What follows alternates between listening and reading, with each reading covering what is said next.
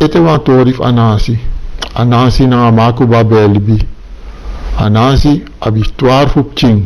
En usabi tachi anasi greedy. Abe wanya ala dem chinyang. Makuba no be mananga api na moro so mecha goroko.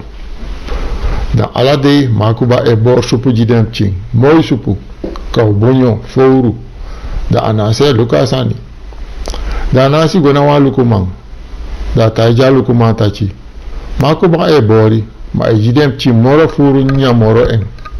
Betre a lukumang mechi makuba sichi. Da ego pot makuba na atoso. Dan so want to wichipsa. Makuba bijin sichi. Korsu.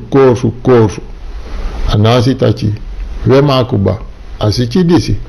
So langa you no gonna datra. You ne ego betre. En dimi be aksi datra. Atachi you mus gonna atoso. Masai denchi. Anasi prakseri tachi. Ala de nyang di makuba bai. Furu na oso. Da ewang ego nyama nyang. Madi makuba be sabasa andisi. Da gona batigiri. Da taijen tachi. Batigiri luku. So many nyami potna oso. Fumi bor fumi kanyang. Ma anasi tachi. You must gona atoso. Ago farter datra famesichi. Dan tigiri tachi. No sari makuba.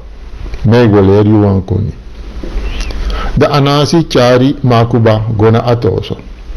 Da anasi bori. Ay, anyang. Mano tigiri gona de fnaf city. So ashi ala desani. Dan tigiri tachi. Wakti mo pura fast dat jit anasi. Da drop wan oli ina patu pe anase bori. Pe anase bori da pate chisfutu ay longwe na atoso. One day anas bor moi meti alasani. Da anasi tachi ay go nyaw wanten.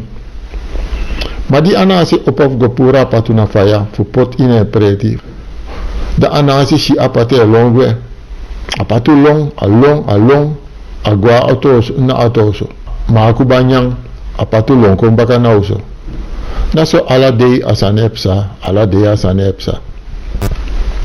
Anasi ati brong atachi. Suma apply disi. Ala day tembor ni patu ay longwa atoso. Ana apna wankoni fu asan disi. Fa nyang sakat mopo noma apatu chisfutu. Apate long. Anase luka san go ay luka san kong. Anasi tachi. No damego pur makuba na atoso baka. Beka kona uso. Dawego shifa sanego. Adedi makuba kona uso. Anasi bori. Asaka apatu. Ashi apatu sdong. Apatu nolong. No anasi tachi. Isabi makuba. Yunabif ga atoso moro. Tana uso. Tamisa bori. Dayusa nyang. Asoba tigiri chisa nasi. Pura fufuru jen.